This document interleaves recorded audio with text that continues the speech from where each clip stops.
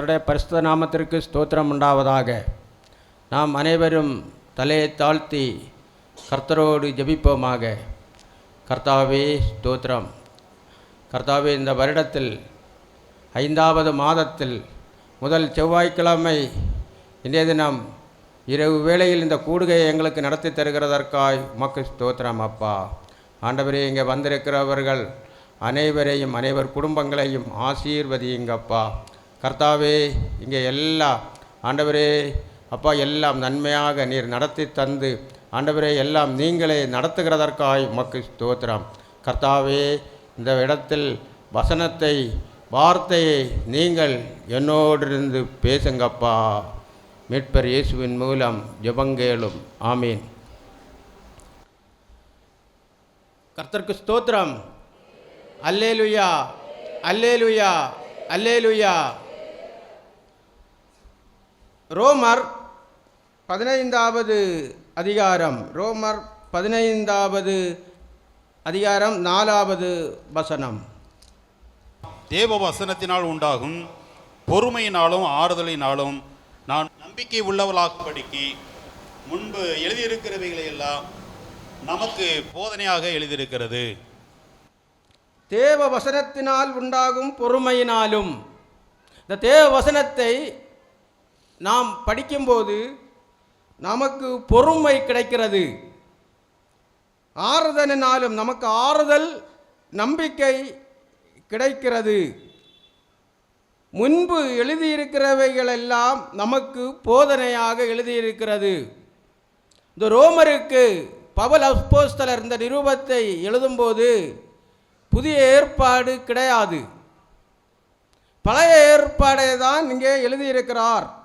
முன்பு எழுதியிருக்கிறவைகளெல்லாம் நமக்கு போதனையாக எழுதியிருக்கிறது.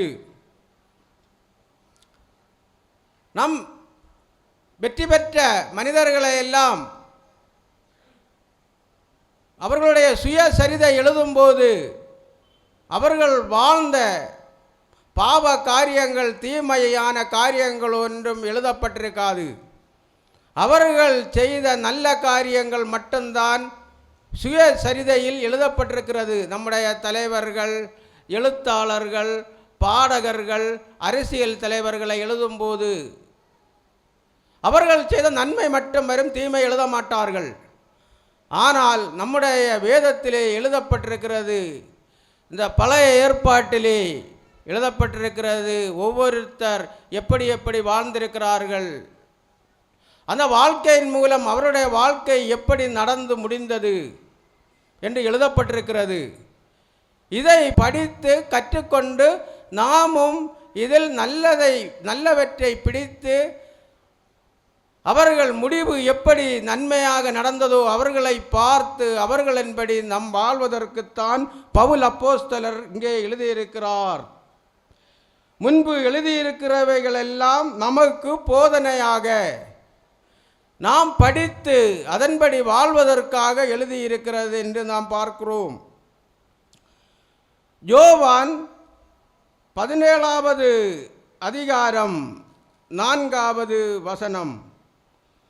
பூமியிலே நான் உம்மை மகிமைப்படுத்தினேன், நான் செய்யும்படி நீர் எனக்கு நியமித்த கிரியையை செய்து முடித்தேன். ஆண்டவராகிய இயேசு கிறிஸ்து சொல்கிறார், பூமியிலே நான் உம்மை மகிமைப்படுத்தினேன், பிதாவை மகிமைப்படுத்தினேன், நான் செய்யும்படி நீர் எனக்கு நியமித்த கிரியையை செய்து முடித்தேன். அதே போல நாமும் ஆண்டவராகிய இயேசு கிறிஸ்து எப்படி வாழ்ந்தார், எப்படி பிறருக்கு போதனை செய்தார், எப்படி வாழ வேண்டும் என்று 4 சுவிசேஷங்களில் கற்றுக் கொடுத்தார், அதன்படிதான் நாம் வாழ வேண்டும். இங்கே நாம் இன்றைய தினம் ஆகான் என்றுள்ள ஒரு நபரையும் ஆசா ராஜா என்றுள்ள நபரையும் நாம் இன்றைக்கு பார்க்கிறோம். யோசுவா 6வது அதிகாரம் 16, 17, 18, 19. 7ஆம் தரம் ஆசாரியர் எக்காலங்களை ஊதுகையில் யோசுவா ஜனங்களை நோக்கி, ஆர்ப்பரியுங்கள், பட்டணத்தை கர்த்தர் உங்களுக்கு ஒப்பு கொடுத்தார். ஆனாலும் இந்த பட்டணமும் இதிலுள்ள யாவும் கர்த்தருக்கு சாபத்தீடாயிருக்கும். நாம் அனுப்பின ஆட்களை ராகாப் என்னும் வேசி மறைத்து வைத்தபடியால் அவளும் அவளோடே வீட்டுக்குள் இருக்கிற அனைவரும் மாத்திரம் உயிரோடு இருக்க கடவர்கள். சாபத்தீடானதில் ஏதாகிலும் எடுத்துக்கொள்ளுகிறதுனாலே நீங்கள் சாபத்தீடாகாதபடிக்கும் இஸ்ரவேல் பாளையத்தை சாபத்தீடாக்கி அதை கலங்க பண்ணாதபடிக்கும் நீங்கள் சாபத்தீடாதனது குறித்து மாத்திரம் எச்சரிக்கையாயிருங்கள். சகல வெள்ளியும் பொன்னும் வெண்கலத்திலும் இரும்பினாலும் செய்யப்பட்ட பாத்திரங்களும் கர்த்தருக்கு பரிசுத்தமானவைகள், அவைகள் கர்த்தரின் பொக்கிஷத்தில் சேரும் என்றான். சாபத்தீடானதில் ஏதாகிலும் எடுத்துக்கொள்கிறதுனாலே நீங்கள் சாபத்தீடாகாத படிக்கும் இஸ்ரவேல் பாளையத்தை சாபத்தீடாக்கி அதை கலங்க பண்ணாத படிக்கும் நீங்கள் சாபத்தீடானதற்கு மாத்திரம் எச்சரிக்கையாயிருங்கள். சகல வெள்ளியும் பொன்னும் வெண்கலத்தினாலும் இரும்பினாலும் செய்யப்பட்ட பாத்திரங்களும் கர்த்தருக்கு பரிசுத்தமானவைகள், அவைகள் கர்த்தரின் பொக்கிஷத்தில் சேரும் என்றார். சகல வெள்ளியும் பொன்னும் வெண்கலத்தினாலும் இரும்பினாலும் செய்யப்பட்ட பாத்திரங்களும் கர்த்தருக்கு பரிசுத்தமானவைகள், அவைகள் கர்த்தரின் பொக்கிஷத்தில் சேரும் என்று நாம் இங்கே பார்க்கிறோம். யோசுவா ஜனங்களை வழிநடத்தி கொண்டு வருகிறார். இஸ்ரவேல் ஜனங்கள் எகிப்திலிருந்து வழிநடந்து வரும்போது மோபாபியரின் சபபூமியிலே மோசே இறந்து போகிறார்.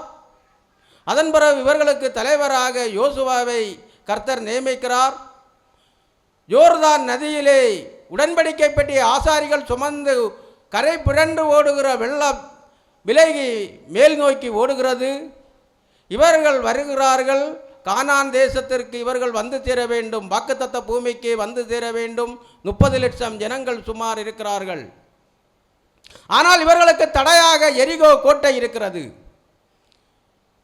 எரிகோ கோட்டையை தகர்த்தால் தான் அதற்கு பின் இவர்கள் அடுத்த தேசத்திற்கு வந்து சேர முடியும். அப்போது கர்த்தர் யோசுவாவை நோக்கி பார்த்து சொல்கிறார், நீங்கள் தினசரி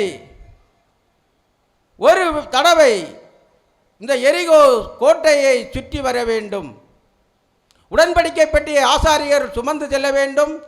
அதற்கு முன்னால் 7 எக்காலங்களை பிடித்துக்கொண்டு ஆசாரியர்கள் முன் செல்ல வேண்டும்.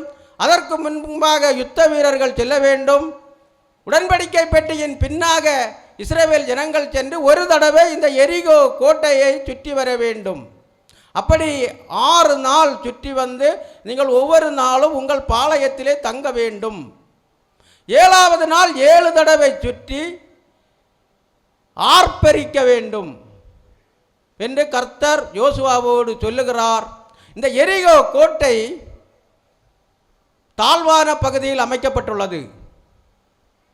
கடல் மட்டத்திலிருந்து தாழ்வான இடம்.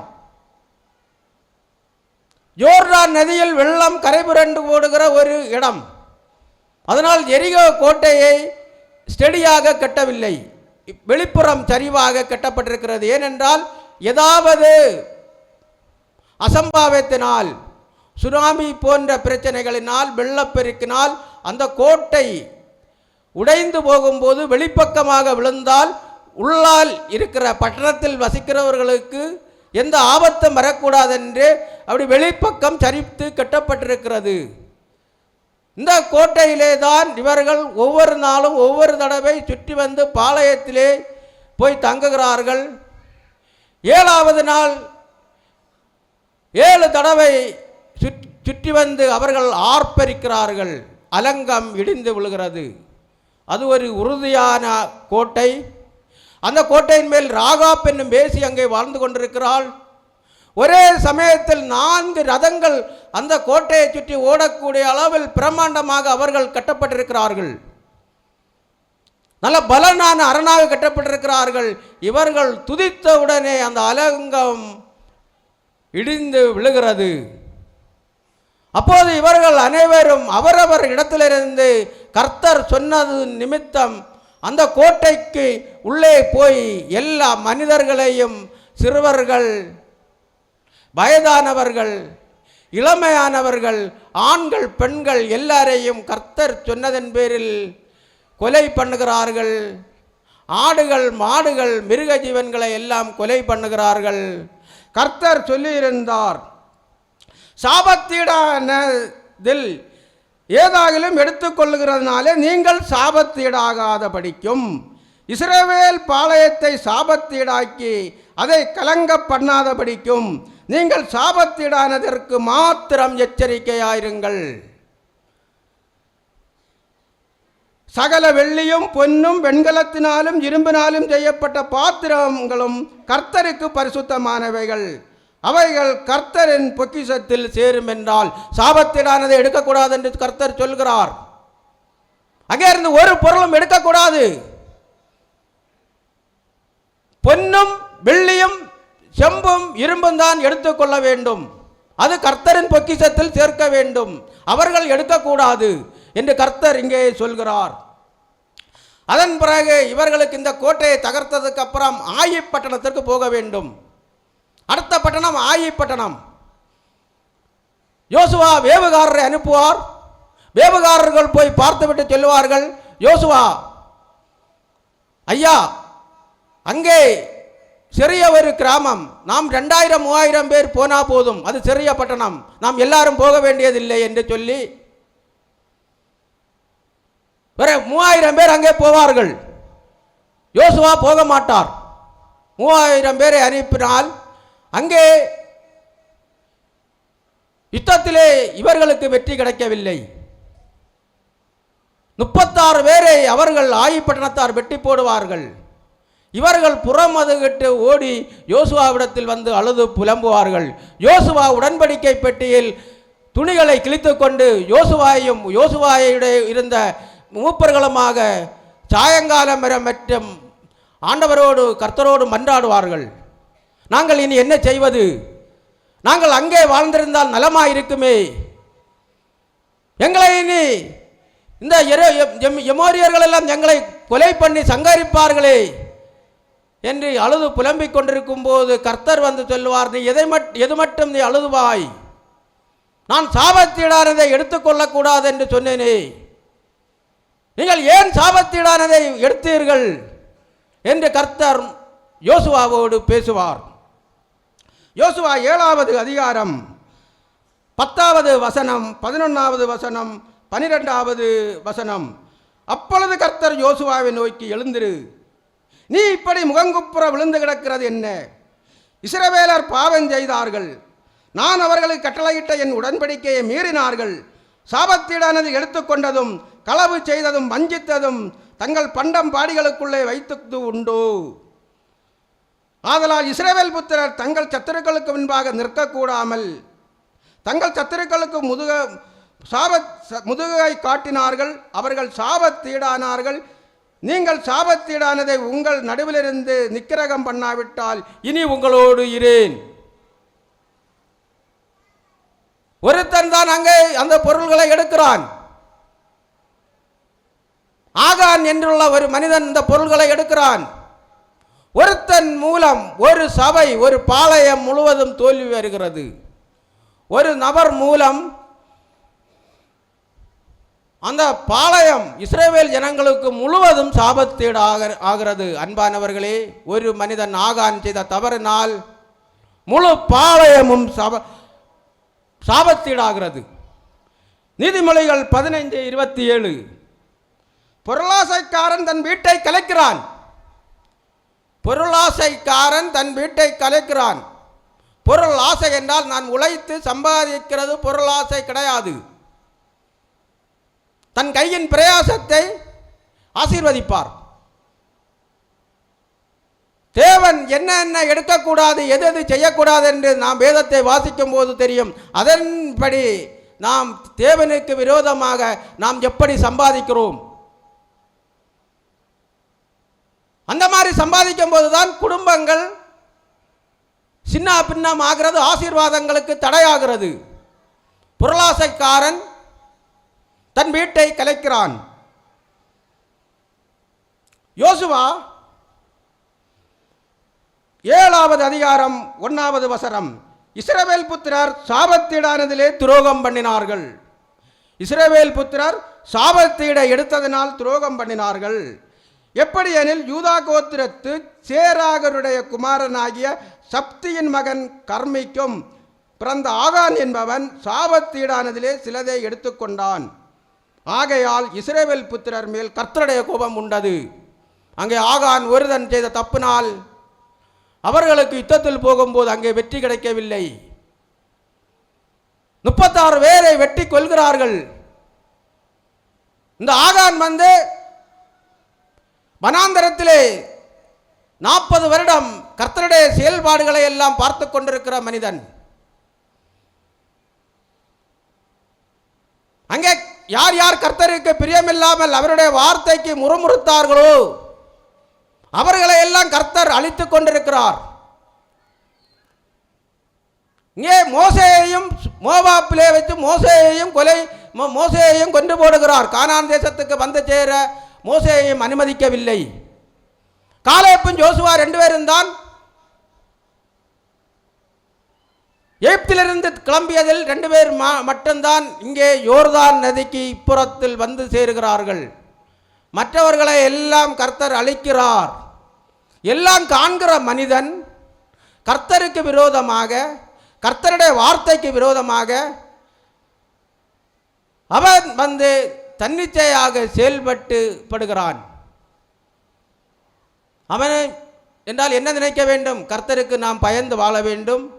அவர் சொன்னது போல் இந்த பொருட்களை நாம் எடுக்கக்கூடாது, நமக்கு சாபத்தீடாகும், நம்மளை கொன்று போடுவார் என்றுள்ள கர்த்தரிடத்தில் உள்ள ஆண்டவரிடத்தில் உள்ள பயம் அவனுக்கு இல்லை. யோசுவா 7வது அதிகாரம் 16வது வசனம் முதல் 27வது 26வது வசனம் வரை. யோசுவா அதிகாலமே எழுந்திருந்து இஸ்ரவேலை கோத்திரம் கோத்திரம் வரப்பண்ணினான். அப்பொழுது யூதாவின் கோத்திரம் குறிக்கப்பட்டது. அவன் யூதாவின் வம்சங்களை வரப்பண்ணின போது சேராகியரின் வம்சம் குறிக்கப்பட்டது. அவன் சேராகியரின் வம்சத்தை பேர் பேராக வரப்பண்ணின போது சப்தி குறிக்கப்பட்டான். அவன் வீட்டாரே அவன் பேர் பேராக வரப்பண்ணின போது யூதா கோத்திரத்து சேராகின் குமாரனாகிய சப்திக்கு பிறந்த கர்மியின் மகன் ஆகான் குறிக்கப்பட்டான். அப்போது யோசுவா ஆகானை நோக்கி, மகனே, நீ இப்பொழுது இஸ்ரவேலின் தேவனாகிய கர்த்தரை மகிமைப்படுத்து, அவருக்கு முன்பாக அறிக்கை பண்ணி நீ செய்ததை எனக்கு சொல்லு, அதை எனக்கு ஒழிக்காதே என்றான். அப்பொழுது ஆகான் யோசுவாவுக்கு பிரதியுத்தரமாக, மெய்யாகவே நான் இஸ்ரவேலின் தேவனாகிய கர்த்தருக்கு விரோதமாக பாவம் செய்தேன். இன்னென்ன பிரகாரமாக செய்தேன்? கொள்ளையிலே நேர்த்தியான ஒரு பாபிலோனிய சால்வையும், கொள்ளையிலே பாபிலோனிய சால்வை கம்பளி, பாபிலோனிய ஒரு கம்பளியை எடுத்துக்கொள்கிறான். கர்த்தர் ஒன்று எடுத்துக்கொள்ளக்கூடாது என்று சொல்கிறார். 200 வெள்ளி சேக்கலையும் 50 சேக்கல் நிறையான பொன் பாளையத்தையும் நான் கண்டு அவைகளை இச்சித்து எடுத்துக்கொண்டேன். இதோ அவைகள் என் கூடாரத்தின் மத்தியில் பூமிக்குள் மறைந்திருக்கிறது, வெள்ளி அதன் அடியில் இருக்கிறது என்றான். கர்த்தருடைய வார்த்தைக்கு விரோதமாக இவன் செயல்படுகிறான். பாபிலோனிய சால்வையும் 200 சேக்கல் வெள்ளியும் 50 சேக்கல் பொன் பாலத்தையும் எடுத்து அவனுடைய கூடாரத்தின் நடுவில் புதைத்து வைக்கிறான். அவன் நினைக்கிறான், இதை நாம் கூடாரத்தின் நடுவிலே புதைத்து வைத்தால் கர்த்தர் காண மாட்டார். கர்த்தருக்கு மறைவானது எதுவும் இல்லை. கர்த்தருடைய கண்கள் எதையும் மறைக்காது. நாம் இன்றைக்கு அநேகர் வந்து பாவம் செய்கிறோம். இந்த பாவத்திலிருந்து நாம் மனம் திரும்பி கர்த்தருக்கு பிரியமாக வாழும்போது நமக்கு ஆசீர்வாதங்கள் உண்டாகும். அநேகர் மொபைலிலே நமக்கு இச்சையானதை பார்க்கிறார்கள், ஆபாசங்களை பார்க்கிறார்கள், பிள்ளைகள் கம்ப்யூட்டரை பார்க்கிறார்கள், லேப்டாப்பில் பார்க்கிறார்கள். இது பிள்ளைகள் இப்படி பார்க்கும்போது பெற்றோர்களுக்கு சாபமாக வருகிறது. மனைவி போன்களிலே ஆண்களிடத்தில் அதிகமான நேரங்களில் இச்சையோடு பேசுகிறதுனால் புருஷனுக்கு சாபத்தீடு வருகிறது. புருஷன் தொழில் செய்கிற இடத்தில் பெண்களோடு உல்லாசமாக பேசிக்கொண்டிருந்தால் அங்கே பிள்ளைகளுக்கு சாபத்தீடான ஆகிறது. அன்பானவர்களே, இன்றைக்கு இதுதான் உலகம். வெளியே பார்க்கும்போது நல்லவர்களைப் போல வாழ்ந்து கொண்டிருக்கிறார்கள். எல்லோருடைய தவறுகளும் இன்றைக்கு லேப்டாப், மொபைல் போன், கம்ப்யூட்டரில் தான் இன்றைக்கு பாவமான வாழ்க்கை வாழ்ந்து கொண்டிருக்கிறது. இதனால் தான் குடும்பங்களில் முன்னேற்றங்கள் இல்லை. நாம் ஜெபிக்கும் போது ஆசீர்வாதங்கள் இல்லை. நாம் நினைப்போம், நாம் காணிக்கை கொடுக்கிறோம், சர்ச்சுக்கு போகிறோம், உபவாசித்து ஜெபிக்கிறோம், காலை ஜெபிக்கிறோம், இரவு ஜெபிக்கிறோம், நமக்கு எந்த முன்னேற்றமும் இல்லையே, நமக்கு ஆசீர்வாதங்கள் இல்லையே என்று நாம் தேவனை முறுமுறுப்போம். நம்முடைய செயல்பாடுகள் தேவனுக்கு பிரியமாக இருக்க வேண்டும். ஒரு குடும்பத்தில் உள்ள அனைவரும் உண்மை உத்தமமாக கடவுளுக்கு பிரியமாக வாழ வேண்டும். வேதத்தை தியானிக்க வேண்டும், அதில் நல்லவற்றை எடுக்க வேண்டும், அதன்படி வாழ நாம் கற்றுக்கொள்ள வேண்டும். உடனடியாக நாம் மாற முடியாது, கொஞ்சம் காலம் பிடிக்கும். நாம் கடவுளோடு கேட்க வேண்டும், எங்கள் குடும்பத்தை இரட்சியும், எங்கள் பிள்ளைகளை இரட்சியும், எங்கள் பிள்ளைகள் பரிசுத்தமாக வாழ அவர்கள் இருதயத்தில் கிரியை செய்யும், என் புருஷன் பரிசுத்தமாக வாழ அவர் இருதயத்தில் கிரியை செய்யும், என் மனைவி பரிசுத்தமாக வாழ கிரியை செய்யும். அப்படி பரிசுத்தமாக வாழும்போது உங்கள் ஜெபத்தை, நம்முடைய ஜெபத்தை ஆண்டவர் கேட்டு அவர் நமக்கு ஆசீர்வதிப்பார் என்பதில் எந்த மாற்று கருத்துமே கிடையாது. லேவியராகமம் இங்கே ஆகானை வீட்டிற்கு கூடாரத்திற்கு அனுப்புகிறார் யோசுவா, ஜனங்களை அனுப்புகிறார். உடனே யோசுவா ஆட்களை அனுப்பினான். அவர்கள் கூடாரத்துக்கு ஓடினார்கள். அவனுடைய கூடாரத்தில் அது புதைந்திருந்தது, வெள்ளியும் அதன் கீழ் இருந்தது.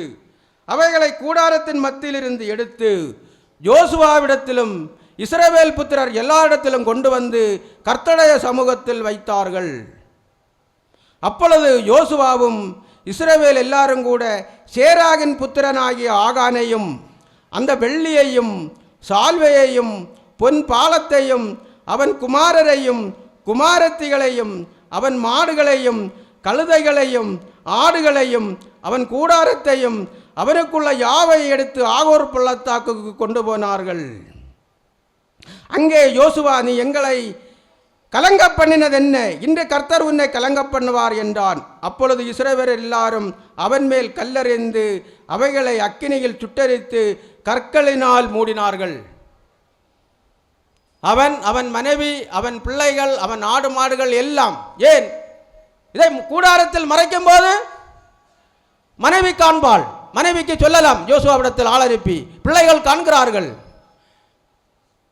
நம்ம வீட்டில் வீட்டு நடுவில் ஒரு பொருளை திருடி கொண்டு வந்தால் நம்முடைய வீட்டில் எல்லாருக்கும் அது தெரியும். இதை எல்லாரும் சேர்ந்து மறைக்கிறார்கள். அதனால் தான் எல்லாருமே சேர்ந்து கொலை செய்யப்படுகிறார்கள். லேவியராகமம் 24:14. லேவியராகமம் 24:14.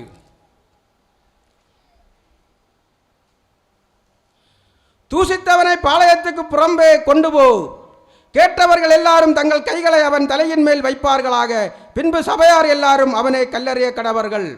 லேவியராகமத்திலே கர்த்தர் மோசேக்கு கற்றுக் கொடுக்கிறார் தேவ பிரமாணத்தில், தூசித்தவனை பாளையத்துக்கு புறம்பே கொண்டு போ, கேட்டவர்கள் எல்லாரும் தங்கள் கைகளை அவன் தலையின் மேல் வைப்பார்களாக, பின்பு சபையார் எல்லாரும் அவனை கல்லறியவர்கள். அதன்படிதான் இங்கே நடக்கிறது. யோசுவா 1வது அதிகாரம் 18வது வசனம். யோசுவா 1வது அதிகாரம் 18வது வசனம். நீர் எங்களுக்கு கட்டளையிடும் சகல காரியத்திலும் உம்முடைய சொல்லை கேளாமல் உம்முடைய வாக்குக்கு முரட்டாட்டம் பண்ணுகிற எவனும் கொலை செய்யப்பட கடவன், பலங்கொண்டு திட மனதாய் மாத்திரம் இருமென்றார்கள்.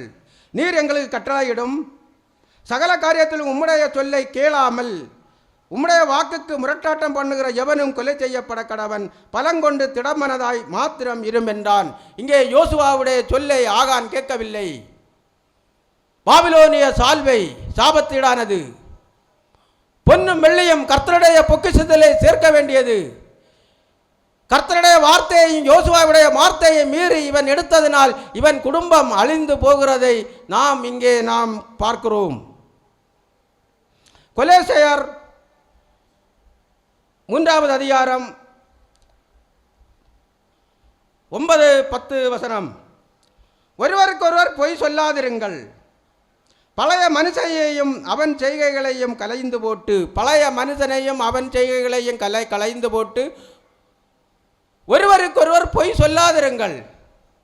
இன்றைய தினமே நாம் பொய் சொல்லாமல் பழைய சுபாவத்தை விட்டு புதிய சுபாவத்தில் நாம் வர முயற்சிப்போமாக.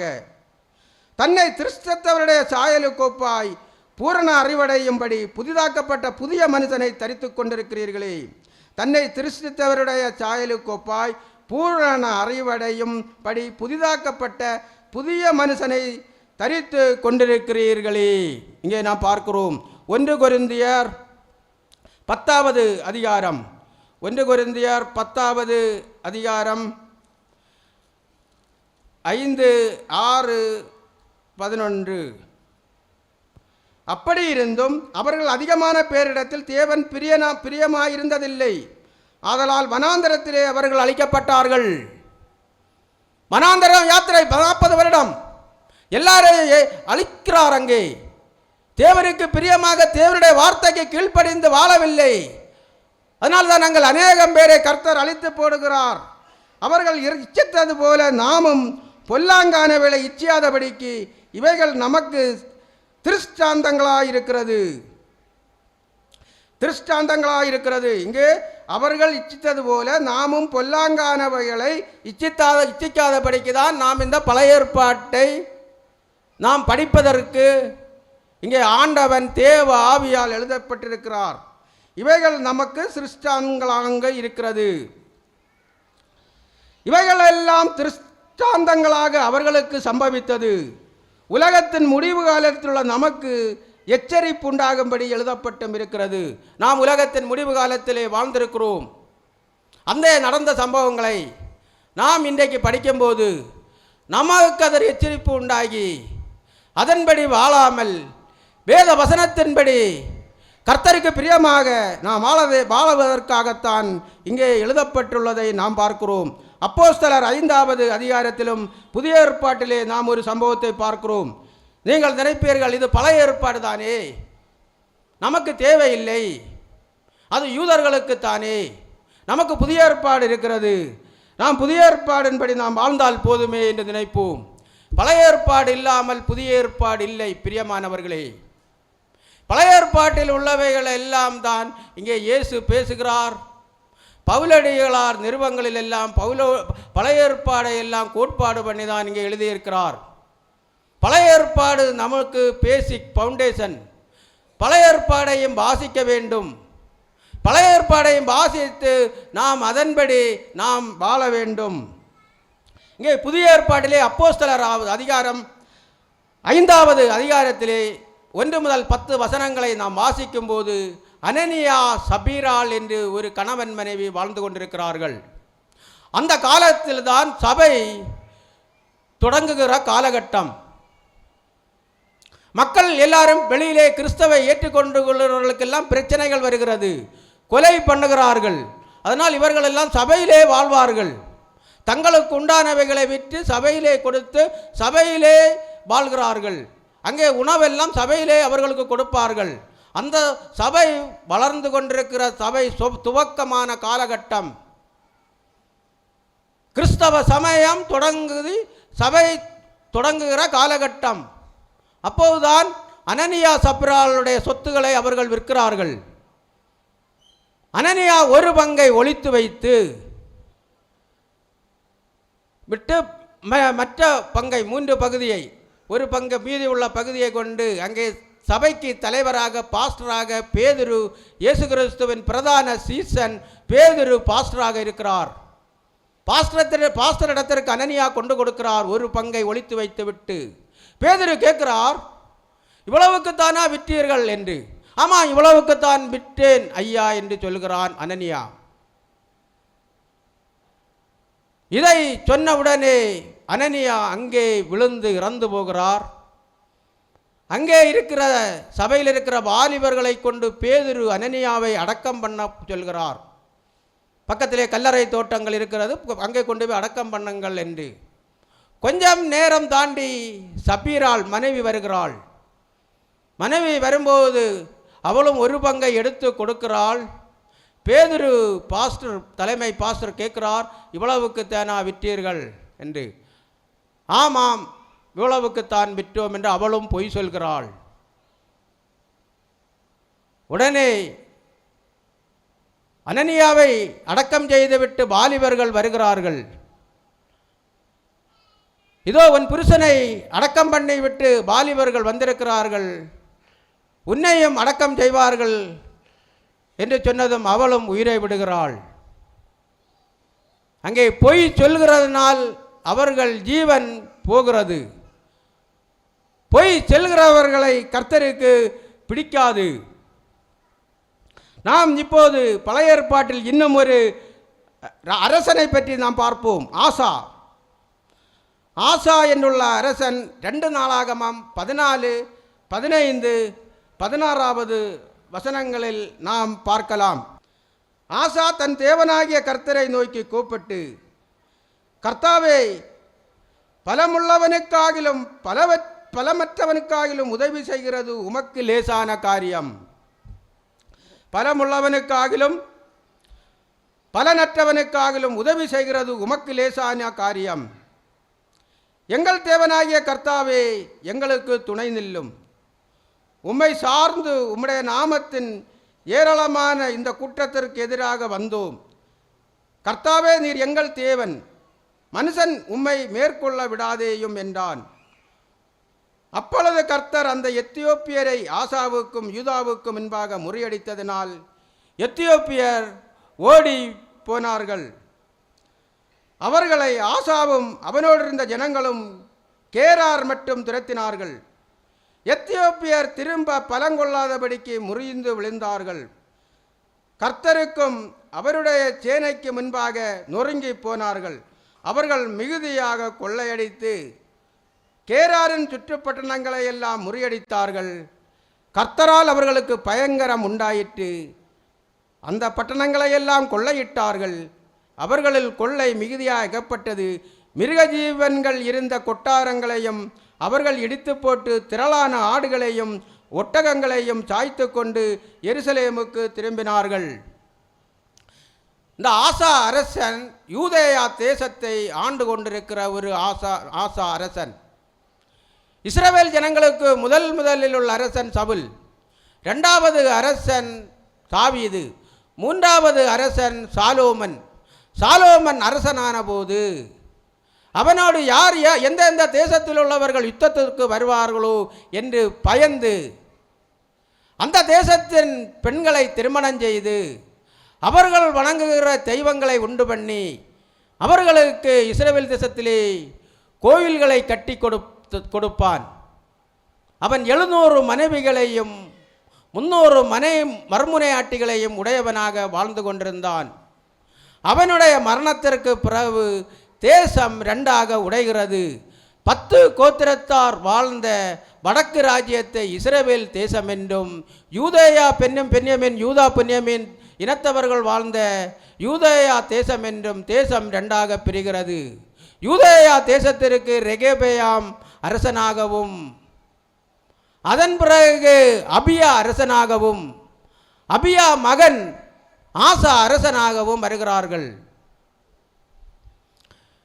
ஆசாவுடைய தகப்பனார் ஆசாவுடைய தகப்பனார் அபியா என்பவன் 14 மனைவிகளை கொண்டவனாக வாழ்ந்து கொண்டிருக்கிறான். அங்கே ஆசாரியர்களை நியமிக்கவில்லை, வேதத்தை ஜனங்களுக்கு கற்றுக் கொடுக்கவில்லை. ஆனால் இருண்ட காலமாக இருக்கிறது இந்த யூதேயா தேசம்.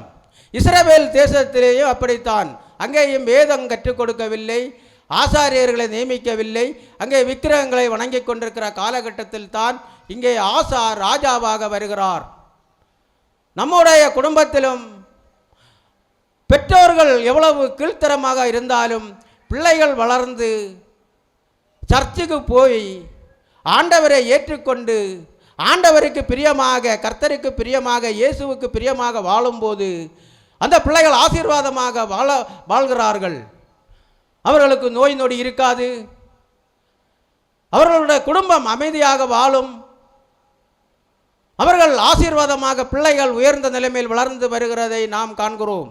அதே போலதான் இங்கே ஆசா ராஜா அரசனாக யூதேயா தேசத்துக்கு அரசனாக வந்தவுடனே அவன் தன் தேவனாகிய கர்த்தரின் பார்வைக்கு நன்மையும் செம்மையுமானதை செய்தான். தேவனாகிய கர்த்தரின் பார்வைக்கு நன்மையையும் செம்மையுமானதை செய்தான்.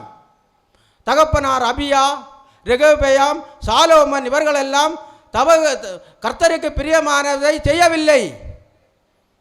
இவன் தேவனுக்கு கர்த்தரின் பார்வைக்கு நன்மையும் செம்மையுமானதை செய்தான். அந்நிய தேவர்களின் பலிபீடங்களையும் மேடைகளையும் அகற்றி சிலைகளை உடைத்து விக்கிரத்தோப்புகளை வெட்டி அந்நிய தேவர்களின் சிலைகளையும் விக்கிரத்தோப்புகளையும் வெட்டுகிறான்.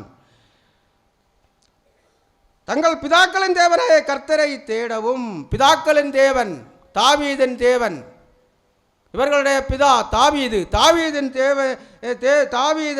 தேவனாகிய கர்த்தரை தேடவும், நியம பிரமாணத்தின்படி மோசேக்கு கொடுத்த நியம பிரமாணத்தின்படியும் கற்பனையின்படியும் செய்யவும் யூதாவுக்கு கற்பித்து கொடுக்கிறான். ஆசாரியர்களை நியமிக்கிறான். வேத வசனங்களை கற்றுக் கொடுக்கிறான். மக்கள் எல்லாம் ஆசீர்வாதமாக வாழ்கிறார்கள். இவனுடைய 10 வருடம் முதல் தொடக்கம் 10 வருடத்தில் அங்கே எந்த யுத்தமும் இல்லை. அமெரிக்கையாக இருக்கிறது தேசம், யூதேயா தேசம் அமெரிக்கையாக இருக்கிறது. யுத்தமில்லை, அமைதியாக மகிழ்ச்சியாக சம்பூரணமாக வாழ்ந்து கொண்டு இருக்கிறார்கள். ஆரம்பத்திலே இவன் தேவனுக்கு பிரியமாக வாழ்கிறான். அந்த காலகட்டத்தில் தான் எத்தியோப்பியாவிலிருந்து ஒரு படை வருகிறது. எத்தியோப்பியாவிலிருந்து ஒரு படை இங்கே வருகிறது. 10 லட்சம் இராணுவ வீரர்களோடு இவனோடு யுத்தம் பண்ண வருகிறார்கள். யூதேயா தேசத்தில் யுத்தம் பண்ண வருகிறார்கள். இவனுக்கு இருக்கிறதோ 5,80,000 யுத்த வீரர்கள் இருக்கிறார்கள், யூதா பென்யாமீன் கோத்திரத்தார். அப்போது இவன் வந்து தேவனை நோக்கி மன்றாடுகிறான். ஆசா தன் தேவனாகிய கர்த்தரை நோக்கி கூப்பிட்டு, கர்த்தாவே, பலமுள்ளவனுக்காகிலும் பலமற்றவனுக்காகிலும் உதவி செய்கிறது உமக்கு லேசான காரியம். எங்கள் தேவனாகிய கர்த்தாவே, எங்களுக்கு துணை நில்லும். உம்மை சார்ந்து உம்முடைய நாமத்தில் ஏராளமான இந்த கூட்டத்திற்கு எதிராக வந்தோம். கர்த்தாவே, நீர் எங்கள் தேவன், மனுஷன் உம்மை மேற்கொள்ள விடாதேயும் என்றான். அப்பொழுது கர்த்தர் அந்த எத்தியோப்பியரை ஆசாவுக்கும் யூதாவுக்கும் முறியடித்து எல்லாரையும் முறியடித்து எல்லாம் துறந்து ஓடுவார்கள். இவர்கள் போய் ஆடு மாடு எல்லாம் பிடித்து அங்குள்ள கொட்டாரங்களை எல்லாம் நிர்மூலமாக்கி இவர்கள் மகிழ்ச்சியோடு கொண்டு வந்து இந்த இடத்தில் கர்த்தர் யுத்தம் பண்ணி அவர்களுக்கு வெற்றி கிடைக்கிறது. நம் வீடுகளில் நமக்கு ஆசீர்வாதம் வருகிறது என்று சொன்னால் நமக்கு கர்த்தரின் மூலம் வருகிற ஆசீர்வாதம். அன்பானவர்களே, நம்முடைய சுயபலத்தினால் வருகிற ஆசீர்வாதம் அல்ல. நாம் வியாபாரத்தில் விருத்தி அடைகிறோமா, அது கர்த்தர் தருகிற ஆசீர்வாதம். நல்ல வியாபாரம் விருத்தி அடைகிறதா, கர்த்தர் செய்கிற ஆசீர்வாதம். நாம் சொத்து வாங்குகிறோமா, கர்த்தர் செய்த ஆசீர்வாதம். நாம் பிள்ளைகள் படிக்கிறதா, கர்த்தர் செய்த ஆசீர்வாதம். ஆரம்பத்திலே நாம் ஒன்றுமில்லாமல் இருக்கிறோம். அப்போது நாம் கர்த்தரை தேடுகிறோம், ஒழுங்காக சபைக்கு செல்கிறோம், எல்லா ஞாயிற்றுக்கிழமையிலும் சர்ச்சுக்கு போகிறோம், இடை நாளும் சர்ச்சுக்கு போகிறோம், தேவனை நோக்கி நாம் மன்றாடுகிறோம். எனக்கு நல்ல மனைவி வேணும், எனக்கு நல்ல புருஷன் வேணும் என்று கெஞ்சுகிறோம். நல்ல மனைவியும் புருஷனும் கிடைக்கிறது. அதன் பிறகு பிள்ளை கிடைக்கிறது. பிள்ளைக்கு படிப்பை கேட்கிறோம், வீடு கேட்கிறோம். பிள்ளைகள் படிப்பு உயர்ந்த நிலையில் வருகிறார்கள். ஆனால் அதன் பிறகு தேவனை விட்டு மறந்து தூரம் போகிறோம். தேவனுக்கு கீழ்ப்படியவில்லை, சர்ச்சுக்கு போகவில்லை, வீட்டில் ஜெபம் கிடையாது. ஏன் எல்லாம் எனக்கு வந்துவிட்டதே, எனக்கு எந்த குறையும் கிடையாதே, எனக்கு கார் இருக்கிறது, எனக்கு பங்களா இருக்கிறது, எனக்கு காசு இருக்கிறது, எனக்கு நல்ல சம்பளம் வருகிறது என்று நாம் பெருமையிலே வாழ்கிறோம். யாராவது அறிவுரை சொன்ன போனால் எனக்கு வசனம் தெரியும் என்று நிமிர்ந்து கொள்கிறார்கள். எனக்கு வசனம் தெரியும் என்று நிமிர்ந்து பேசுகிறார்கள். அதே போலதான் இங்கே ஆசா ராஜாவின் தொடக்கம் நன்றாக இருக்கிறது, வெற்றி கிடைக்கிறது, தேசம் சம்பூர்ணமாக மக்கள் வாழ்ந்து கொண்டிருக்கிறார்கள்.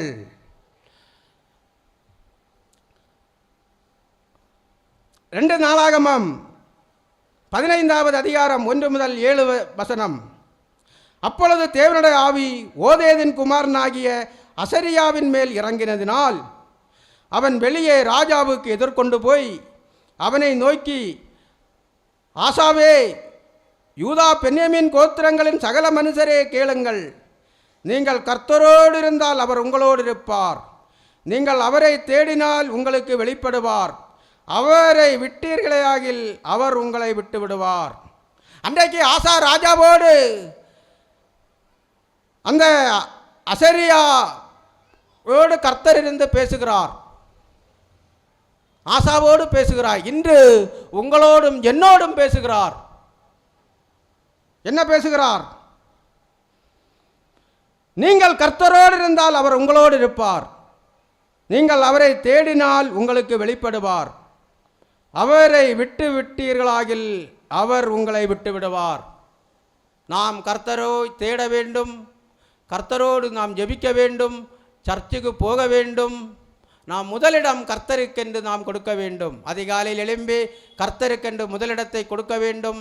இரவு வேளையிலும் நாம் தூங்கச் செல்வதற்கு முன் கர்த்தரோடு ஜெபிக்க வேண்டும். இன்றைக்கெல்லாம் எங்களுக்கு நன்மையாக நடத்தி தந்தீர் என்று கர்த்தரோடு நாம் ஜெபிக்க வேண்டும். அதுதான் கர்த்தரோடு இருப்பது. இஸ்ரவேலில் அநேக நாளாய் மெய்யான தேவனும் இல்லை, உபதேசிக்கிற ஆசாரியனும் இல்லை, வேதமும் இல்லை. தங்கள் நெருக்கத்திலே இஸ்ரவேல் தேவனாகிய கர்த்தரிடத்திற்கு திரும்பி அவரை தேடினபோது அவர் அவர்களுக்கு வெளிப்பட்டார். அக்காலங்களிலே வெளியே போகிறவர்களுக்கும் உள்ளே வருகிறவர்களுக்கும் சமாதானம் இல்லை. தேசங்களின் குடிகள் எல்லோருக்குள்ளும் மகா அமளி உண்டாயிருந்தது. ஜாதியை ஜாதியும் பட்டணத்தை பட்டணமும் நொறுக்கினது. தேவன் அவர்களை சகலவித இடுக்கத்தினாலும் கலங்க பண்ணினார்.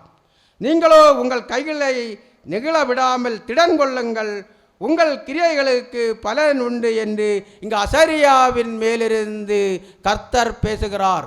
இஸ்ரவேலிலே என்று சொன்னால் யூதயா தேசம், இவர்கள் தேசம். இஸ்ரவேல் தேசத்திலே அங்கே வேதம் கிடையாது, தேவனை தொழுது கொள்ளுகிறவர்கள் யாரும் இல்லை. அங்கே பட்டணத்திலே அமளி உண்டாகிறது. அமளி என்று சொன்னால் அங்கே ஒருவருக்கொருவர் யுத்தங்கள், ஒருவருக்கொருவர் நிம்மதி இல்லாத வாழ்க்கை.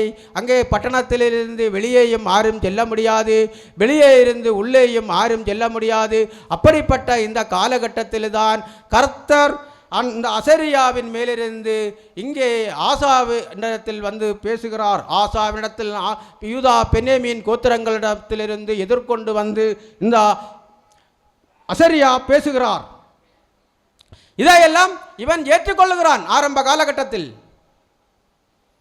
இவன் ராஜாவாகி 15வது வருடத்திலே 700 மாடுகளையும் 7000 ஆடுகளையும் கர்த்தருக்காக பலியிட்டு இவர்கள் எல்லோரும் கர்த்தரை ஆர்ப்பரித்து கர்த்தரை துதிக்கிறார்கள்.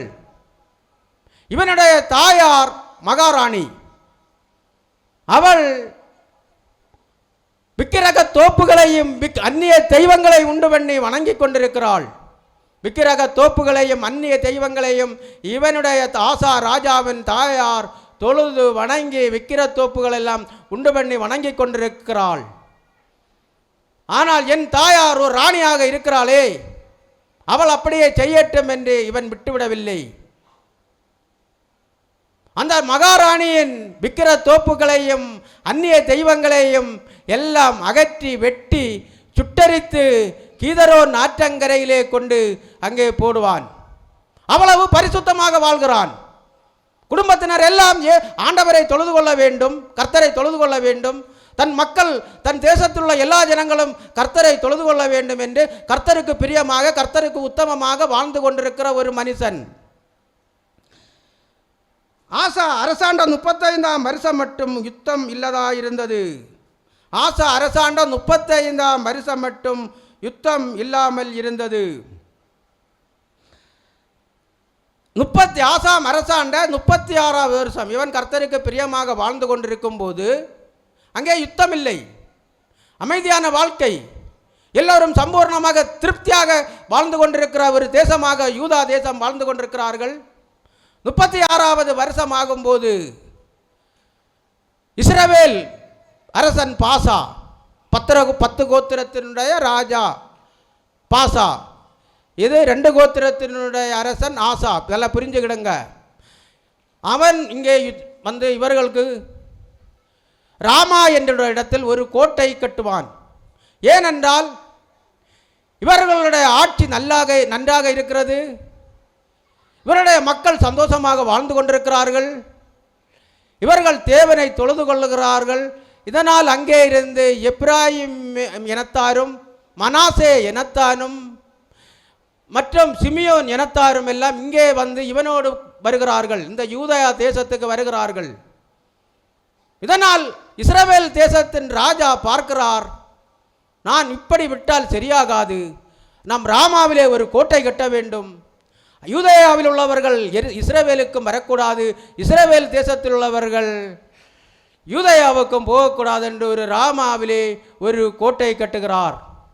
இயேசு கிறிஸ்து பிறக்கும்போது 2 வயது உள்ளவர்களை எல்லாம் ஏரோது கொலை பண்ணும்போது ராமாவிலே அழுகையில் பற்கடியும் உண்டாயிற்று. மத்தேயு 2வது அதிகாரத்தை நாம் படிக்கும்போது அதை பார்க்கலாம். அந்த ராமலாவிலே தான் இந்த கோட்டை கட்டுகிறான் இஸ்ரவேலின் அரசன் பாசா. அப்போது இவன் பக்கத்து தேசம் சீரிய ராஜாவினிடத்திற்கு ஆட்களை அனுப்பி இங்கே தேவாலயத்திலிருந்து பொன்னும் வெள்ளியும் கொடுத்து அனுப்பி, நீங்கள் உங்கள் தகப்பனும் எங்கள் தகப்பனும் உடன்படிக்கை பண்ணியிருந்தார்கள், இப்போது பாசா அரண்மனை இங்கே கோட்டை சுவர் கட்டுகிறார், நீங்கள் அதை தடுத்து நிறுத்த வேண்டும் என்று வெகுமதிகளை கொடுத்து சீரியா ராஜாவுக்கு கொடுத்து அனுப்புகிறான். அதை சீரியா ராஜா பெற்றுக்கொண்டு இஸ்ரவேல் தேசத்தில் போர் தொடுக்கும் போது இந்த அலங்கத்தை கட்டுகிற பாசான் கேள்விப்பட்டு இதை விட்டு அங்கே போவான், யுத்தம் நடக்கிற இடத்திற்கு போவான். யுத்தம் நடக்கிற இடத்திற்கு போகும்போது இவர்கள் அந்த அரணான கற்களையும் மரங்களை எடுத்து இங்கே பட்டணங்களையும் நகரங்களையும் கட்டுவார்கள், கோபுரங்களை கட்டுவார்கள், வாசல்களை கட்டுவார்கள். ஆசா ராஜா முதலிலே அவனுக்கு 10 லட்சம் இராணுவங்கள் வந்தபோது இவன் கர்த்தரிடத்தில் மன்றாடுகிறான், பலமுள்ளவனுக்காகிலும் பலமில்லாதவனுக்காகிலும் உதவி செய்வது உமக்கு லேசான காரியம் அல்லவா என்று கர்த்தரை கெஞ்சுகிறான். 35 வருடங்கள் ஆகி இவனுடைய தேசம் அமெரிக்கையாக ஆசீர்வாதமாக வந்தபோது அந்த பாசா ராஜா ராமாவிலே கோட்டை சுவர் கட்டும்போது இவன் தேவனிடத்தில் ஜெபிக்கவில்லை, மாறாக அவன் யாரை தேடி போகிறான்? பக்கத்து தேசத்து ராஜாவை தேடி போகிறான். தேவனுடைய ஆலயத்தில் உள்ள பொன்னும் பொருள்களை எல்லாம் எடுத்து அவனுக்கு கொடுக்கிறான். அவன் தேவனோடு ஜெபிக்கவில்லை. அநேகர் இப்படிதான் வசதி வந்ததுக்கு அப்புறம் பெரிய நிலைமைகளில் வந்த பிறகு சமுதாயத்தில் அவர்களுக்கு ஒப்பத்தில் யார் யார் பெரியவர்கள் இருக்கிறார்களோ அவர்களோடு தான் உறவாடுவார்கள், அவர்களோடு தான் உதவிக்கு போவார்கள். கர்த்தரோடு ஜெபிக்கிறது கிடையாது. எனக்கு அவன் இருக்கிறான், இவர் இருக்கிறார், நாம் அவரிடத்தில் போகும்போது அவர்கள் எனக்கு உதவி செய்வார்கள், இவர்களிடத்தில் போகும்போது இவர்கள் எனக்கு 1 கோடி ரூபாய் கடன் கேட்டால் தருவார்கள், இவர்கள் எனக்கு எல்லா காரியத்திலும் வந்து நிற்பார்கள் என்று அவர்களை தேடிதான் நாம் போகிறதை நாம் இங்கே அநேக இடங்களில் நான் பார்க்கிறோம். கர்த்தரிடத்தில் ஜெபிக்கிறது கிடையாது. ஆரம்பத்தில் கர்த்தரோடு ஜெபிப்போம், எல்லா சௌகரியம் வந்த பிறகு கர்த்தரை ஜெபிக்கிறதை விட்டு விடுகிறோம். அப்படித்தான் இங்கே ஆசா ராஜாவை நாம் பார்க்கிறோம். 39வது வயது ஆகும்போது அவனுக்கு காலில் வியாதி வருகிறது. இந்த வியாதி கொடுமையாக இருக்கிறது. இந்த வியாதி கொடுமையாக இருக்கிறதுனால் இவனுக்கு தாங்க முடியாத வலி இருக்கிறது. இந்த வலி வரும்போதும் இவன் யாரை தேடி போகிறான்? கர்த்தரோடு ஜெபிக்கவில்லை. இவன் பரிகாரியை தேடி போகிறான். நாம் இன்றைக்கு ஒரு நோய் வரும்போது கர்த்தரோடு நாம் ஜெபிக்கும் போது தான் கர்த்தர் யோசனை தந்து நல்ல டாக்டரிடத்துக்கு அனுப்புவார், நல்ல மருந்தை நமக்கு கிடைக்க செய்வார், நமக்கு நோயையும் சுகமாக்கி தருவார். ஆனால் இந்த ஆசா ராஜா தேவனை மறந்து போகிறான். தேவனிடத்தில் ஜெபிக்கவில்லை. தேவனிடத்தில் ஜெபிக்காத ஒரு மனுஷனாக வாழ்கிறான். டாக்டரை தேடி போகிறான், மருத்துவம் செய்கிறான். முதலில் இவருக்கு அசரியா தீர்க்கதரிசி பேசும்போது கீழ்ப்படிந்து கேட்கிறான். அதன் பிறகு இவனுக்கு ஒரு ஞான திருஷ்டிக்காரன் வருவான். ஒரு ஞான திருஷ்டிக்காரன் வரும்போது அவனுடைய வார்த்தையை கேட்கவில்லை. அவனுடைய வார்த்தையை கேட்காததினால் இவனுக்கு அவரை பிடித்து சிறையில் அடைப்பான். அனானி என்றுள்ள ஞான திருஷ்டிக்காரன் கடிந்து கொள்ளுவான் இவனை ஆசா ராஜாவோடு. நீ ஏன் அன்றைக்கு பலமுள்ளவன் பலனற்றவன் என்று சொல்லி ஆண்டவரோடு ஜெபித்தாய், இப்போது ஏன் நின் பாசா ராஜாவை தேடி போனாய் என்று கடிந்து கொள்ளும்போது அந்த அனனியாவை பிடித்து ஜெயிலில் போட்டு ஒரு கூட்டத்தாரை சித்திரவதை பண்ணுகிறவனாக இவன் மாறுகிறான். ஆரம்பத்தில் அவன் கர்த்தருடைய தீர்க்கதரிசிகளை மதிப்பு கொடுக்கிறான். பிற்காலத்தில் அந்த ஞானதிருஷ்டிக்காரன் வந்து சொல்லும்போது அசட்டை பண்ணுகிறான், அவனை பிடித்து ஜெயிலிலே போடுகிறான். யோபு எவ்வளவு கஷ்டம் வருகிறது, எல்லா பிள்ளைகளையும் இழந்து போகிறான், எல்லா சொத்துகளும் அழிந்து போகிறது. அவன் கர்த்தரையே நம்பி பற்றி கொண்டிருந்தான். நாம் எல்லாம் இழந்து போகலாம், எல்லா நஷ்டங்கள் வரலாம், சமுதாயத்தார் நம்மளை பார்த்து கேலி கிண்டல் பண்ணலாம். ஆனால் கர்த்தரை பற்றி கொள்ளுகிறவர்களுக்கு நன்மையே வரும். அந்த யோபுக்கு அப்புறம் இரட்டிப்பான ஆசீர்வாதம் வருகிறது என்று நாம் பார்க்கிறோம். எசேக்கியா ராஜா நோய்வாய்ப்பட்டிருந்தான்.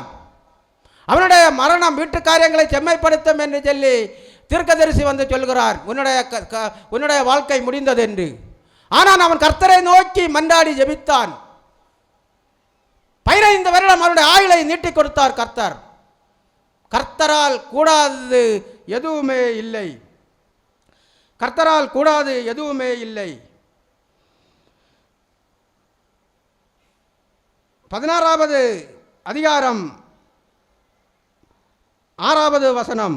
அப்பொழுது ராஜாவாகிய ஆசா யூதா அனைத்தையும் கூட்டிக் கொண்டு போய் பாசா கட்டின ராமாவின் கற்களையும் அதன் மரங்களையும் எடுத்து வந்து அவைகளால் கேவாவையும் மிஸ்பாவையும் கட்டினான். அக்காலத்திலே ஞான சிருஷ்டிக்காரனாகிய அனானி யூதாவின் ராஜாவாகிய ஆசாவிடத்தில் வந்து அவனை நோக்கி, நீர் உம்முடைய தேவனாகிய கர்த்தரை சார்ந்து கொள்ளாமல் சீரியாவின் ராஜாவை சார்ந்து கொண்டபடியினால் சீரியா ராஜாவின் இராணுவம் உமது கைக்கு தப்பி போயிற்று. நம்மை பற்றி உத்தம இருதயத்தோடு இருக்கிறவர்களுக்கு தம்முடைய வல்லமையை விளங்கும் பண்ணும்படி கர்த்தருடைய கண்கள் பூமி எங்கும் உலாவிக் கொண்டிருக்கிறது. கர்த்தருக்கு உண்மையாக உத்தமமாக வாழ்ந்து கொண்டிருக்கிறவர் மேல் கர்த்தருடைய கண்கள் உலாவிக் கொண்டே இருக்கும். அவர்களுக்கு எந்த தீமை அணுகாது. தீமை வருகிறது போல இருக்கும். உலகத்தார் பார்க்கிறவர்களுக்கு தீமை வருகிறது போல இருக்கும். ஆனால் எல்லாரும் ஆச்சரியப்படத்தக்க ரீதியில் அவர்களுக்கு ஆசீர்வாதங்களை கர்த்தர் கொடுப்பார். அப்படித்தான் யோபுவை நாம் பார்க்கிறோம், எசேக்கியா ராஜாவை நாம் பார்க்கிறோம். 2 தீமோத்தேயு 4வது அதிகாரம் 7வது வசனம். 2 தீமோத்தேயு 4வது அதிகாரம் 7வது வசனம். நல்ல போராட்டத்தை போராடினேன், ஓட்டத்தை முடித்தேன், விசுவாசத்தை காத்துக்கொண்டேன் என்று பவுலடிகளால் சொல்கிறார். இறந்து போகும்போது அவர் சந்தோஷமாக, நான் நல்ல போராட்டத்தை போராடினேன், என் ஓட்டத்தை முடித்தேன் என்று சொல்லுகிறார். நம் வாழ்க்கை கிறிஸ்தவ வாழ்க்கை என்று சொல்லுகிறது போராட்டமான வாழ்க்கை. இந்த போராட்டத்தில் நமக்கு வெற்றி கண்டிப்பாக கிடைக்கும். இதில் எந்த மாற்றமும் எந்த சந்தேகமும் கிடையாது. இங்கே ஆசாவை பாருங்கள், தேவனை மறுதலிக்கிறான், ஞானதிஷ்டிக்காரனை ஜெயிலில் அடைக்கிறான். அவனுக்கு காலில் பயங்கரமான நோய் வருகிறது. அவன் பரிகாரியை தேடுகிறான், கர்த்தரை தேடவில்லை. அவன் 41வது வயதிலே அவன் பயங்கர நோயினால் இறந்து போகிறதை நாம் இங்கே பார்க்கிறோம். ஆகான் என்றுள்ள மனிதன் அங்கே பொன்னையும் வெள்ளியையும் பாபிலோனிய சால்வையும் எடுத்து கூடாரத்தின் நடுவிலே ஒளித்து வைக்கிறான். அனனியா சப்ரால் அவர்கள் தேவனிடத்தில் போய் பொய் பேசுகிறார்கள். இங்கே ஆசா ராஜா இவனும் ஆலயத்துக்கு உண்டானவை எடுத்து சீரிய ராஜாவுக்கு கொடுக்கிறான். நம் ஆலயத்திற்குரியவைகள் ஆலயத்திற்கு தான். அங்கே கர்த்தரின் பொக்கிஷத்துக்கு சேர்க்க வேண்டியது கர்த்தரின் பொக்கிஷத்திற்கு சேர்க்க வேண்டும். அதில் ஒன்றுமே எடுக்கக்கூடாது. நாம் ஒரு பொருத்தனை கர்த்தருக்கு பண்ணினால் அதை அப்படியே கர்த்தருக்கு பொருத்தனை நேரத்தில் கொடுக்க வேண்டும். அதில் கொஞ்சம் ஒரு பகுதியை எடுத்து வைத்துவிட்டு ஒரு பகுதியை கொடுக்கக்கூடாது. ஆலயத்தில் உள்ள பொருள்களை நாம் திருடவும் கூடாது. இங்கே நாம் இதை தான் நாம் பார்க்கிறோம். ஆசீர்வாதத்தை தருகிறவர் கர்த்தர் தான். கர்த்தருக்கு பிரியமாக நாம் வாழ வேண்டும். எந்த கஷ்டமான இக்கட்டான சூழ்நிலைகள் நமக்கு வந்தாலும், எந்த அவமானங்கள் வந்தாலும், ஜனங்கள் நம்மை நிந்திக்கத்தான் செய்வார்கள். நாம் கர்த்தருக்கு பிரியமாக நாம் வாழ வேண்டும் என்று சொல்லி நாம் அனைவரும் எழும்பி நின்று கர்த்தரோடு ஜெபிப்போமாக. கர்த்தாவே உமக்கு ஸ்தோத்திரம் அப்பா. ஆண்டவரே உமக்கு ஸ்தோத்திரம். இந்த வருடத்தில் 5வது மாதத்தின் கூடுகையையும் எங்களுக்கு நீங்கள் நடத்தி தந்தீர்கள் அப்பா. கர்த்தாவே, இதை நடத்துகிறவர் நான் அல்ல ஏசப்பா, நீங்கள் தான் இந்த கூடுகையை நடத்துகிறீர்கள். என்னால் ஒன்றுக்குமே முடியாதப்பா. நான் உம்மிடத்தில் என்னை தாழ்த்துகிறேன் அப்பா, தாழ்த்துகிறேன். என்னோடிருந்து இந்த செய்தியை பேசுகிற தேவனுக்கு ஸ்தோத்திரம் அப்பா. எனக்கு வேதத்தை கற்றுத்தருகிற கர்த்தாவே உமக்கு ஸ்தோத்திரம் அப்பா, ஸ்தோத்திரம் அப்பா. இந்த இடத்தை எங்களுக்கு முன்குறித்து தந்து இந்த இடத்தில் உம்முடைய வார்த்தையை பிரசங்கிக்கக்கூடிய ஒரு மனிதனாக நீங்கள் என்னோடு இருந்து நடத்துகிறதற்கு உமக்கு ஸ்தோத்திரம் கர்த்தாவே, உமக்கு ஸ்தோத்திரம் அப்பா. இந்த கூடுகையில் வந்திருக்கிற எல்லா குடும்பங்களையும் ஆசீர்வதிங்கப்பா கர்த்தாவே. இங்கே ஒவ்வொரு மாதமும் உம்மை தேடி வருகிறார்கள் ஆண்டவரே. இங்கே ஒரு எழுப்புதலை உருவாக்குங்கப்பா. இந்த இடத்தில் ஒரு எழுப்புதலை உருவாக்குங்கப்பா. உங்கள் அதிசயங்களையும் அற்புதங்களையும் இங்கே செய்யுங்கப்பா கர்த்தாவே. அப்பா, இங்கே ஒவ்வொருவரும் எவ்வளவோ பாடுகள் கஷ்டங்களில் வாழ்ந்து கொண்டிருக்கிறார்கள் ஆண்டவரே. இவர்களுக்கு இளைப்பாறுதலை கொடுத்து, இவர்களுக்கு சமாதானத்தை கொடுத்து, இவர்கள் குடும்பங்களை ஆசீர்வாதமாக ஆண்டவரே, எங்கள் குடும்பங்களை ஆசீர்வாதமாக எங்களை ஆண்டவரே உம்முடைய கர்த்தரின் கிரியைகளை எங்களுக்கு தந்து எங்களை செம்மைப்படுத்துங்கப்பா. நாங்கள் அனைவரும் உம்மை நோக்கி வந்து இந்த இடத்தில் ஜெபிக்கிறோம் அப்பா. இந்த கூட்டத்தை நடத்துகிறவர் நீங்கள், நான் அல்ல. இங்கே பேசுகிறவர் நீங்கள், நான் அல்ல. இங்கே ஆண்டவரே தேவ ஜனங்களை கொண்டு சேர்க்கிறவர் நீங்கள். இது எல்லாம் ஆண்டவரே உம்மால் கூடும் ஆண்டவரே. பலமற்றவனாகிலும் பலம் இல்லாதவனாகிலும் ஆண்டவரே, பலம் உள்ளவனாகிலும் பலமற்றவனாகிலும் நாங்கள் எல்லாரும் பலம் இல்லாதவர்களாகவும் பலம் அற்றவர்களாகவும் இருக்கிறோம் ஆண்டவரே. நாங்கள் அனைவரும் பலம் இல்லாதவர்கள், பலமற்றவர்கள். நீங்கள் எங்களுக்கு பலன் தாருங்க ஆண்டவரே, நீங்கள் எங்களுக்கு பலன் தாருங்க ஆண்டவரே. இந்த உலகத்தில் வாழ எங்களுக்கு பலன் தாருங்க. பலனற்ற எங்களுக்கு பலன் தந்து எங்களுக்கு உதவுங்கப்பா. ஆசா ராஜாவுக்கு நீங்கள் பலனை கொடுத்து அந்த எத்தியோப்பியர்கள் யுத்தத்திற்கு வந்தபோது அவர்களுக்கு வெற்றியை கொடுத்தீரே ஆண்டவரே. நாங்களும் இங்கே ஒவ்வொரு நாளும் வாழ்வதற்காக போராடி கொண்டிருக்கிறோம் ஆண்டவரே. எங்கள் போராட்டத்திற்கும் நீங்கள் எங்களுக்கு வெற்றியை தாருங்கப்பா. எங்கள் போராட்டத்துக்கும் எங்களுக்கு வெற்றியை தாருங்கப்பா. எங்கள் போராட்டம் ஆண்டவரே லெகுவாக்கி தாருங்கப்பா. ஒவ்வொரு நாளும் நாங்கள் போராடித்தான் நாங்கள் வாழ வேண்டியது இருக்கிறதப்பா. எங்கள் போராட்டத்திற்கு வெற்றி தாருங்கப்பா, இளைப்பாறுதல் தாருங்கப்பா, சமாதானம் தாருங்கப்பா. நோய் நொடிகளிலிருந்து எங்களுக்கு விடுதலையை தாருங்கப்பா. சாபத்தீடாரதிலிருந்து சாபங்களிலிருந்து எங்களுக்கு விடுதலையை தாங்கப்பா.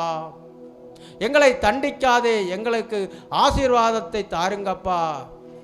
எங்களுக்கு தண்டனை வேண்டாம் ஆண்டவரே, மனம் இறங்குங்க ஆண்டவரே. உமக்கு பிரியமாக நாங்கள் வாழ எங்கள் இருதயங்களில் கிரியை செய்து உங்கள் ஆவியால் நிரப்பி எங்களை நடத்துங்கப்பா.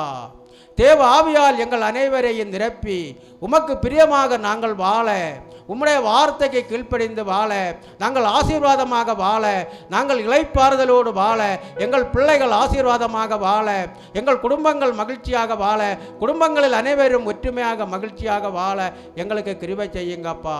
இங்கே ஆண்டவரே, எங்களுக்கு இந்த செய்தியை தொகுத்து தருகிற செல்லத்துறை சார் அவர் குடும்பத்தை ஆசீர்வதியுங்கப்பா. துரைசிங் பாஸ்டர் ஆண்டவரே, அவர் ஊழியங்களையும் குடும்பத்தையும் ஆசீர்வதியுங்கப்பா. ஆண்டவரே, பெர்னபா சார், ஆண்டவர் நிர்மல் சார், பாடகர் குழுவினர்கள் அவர்களையும் ஊழியங்களையும் அவர்கள் குடும்பங்களையும் ஆசீர்வதியுங்கப்பா. இந்த பிறை கட்டி தருகிறவர்களையும் ஆண்டவரே அவர்களையும் அவர்கள் குடும்பத்தாரையும் ஆசீர்வதித்து, இங்கே எங்களுக்கு ஒலி அமைத்து தருகிறவர்கள், வேலை பார்க்கிறவர்கள் அவர்கள் அவர் குடும்பங்களையும் ஆசீர்வதியுங்கப்பா. எங்களுக்கு இந்த விளம்பரத்திற்காக ஆண்டவரே, தேவ ஜனங்களெல்லாம் அறிந்து கொள்வதற்காக இந்த நாள் இந்த கூட்டம் நடப்பதற்காக ஆண்டவரே, கட்டவிட்டு போஸ்டர்கள் ஒட்டுகிறவர்களுக்கு எல்லாருக்கும் நன்மைகளை கொடுத்து அவர்கள் குடும்பங்களை ஆசீர்வதியுங்க. எங்களுக்கு இந்த எருமக்குட்டி விளை முளையமுலாகம் பக்கத்து ஊர்கள், இந்த சுற்றுவட்டார பகுதிகளை ஆசீர்வதியுங்கப்பா. ஆண்டவரே, எல்லா குடும்பங்களையும் ஆசீர்வதிங்கப்பா. நோய் வாய்ப்பட்டவர்களுக்கெல்லாம் சுகத்தை கொடுங்கப்பா. ஆஸ்பத்திரியில் இருக்கிறவர்களுக்கு சுகத்தை கொடுங்கப்பா. ஆண்டவரே, யார் யார் என்ன பாவம் செய்தாலும் அவர்கள் பாவங்களை எல்லாம் மன்னித்து இறங்கி எல்லாருக்கும் நன்மையை தந்து உதவுங்கப்பா. மீட்பர் இயேசுவின் மூலம் ஜெபங்கேளும் நல்ல பிதாவே, ஆமென்.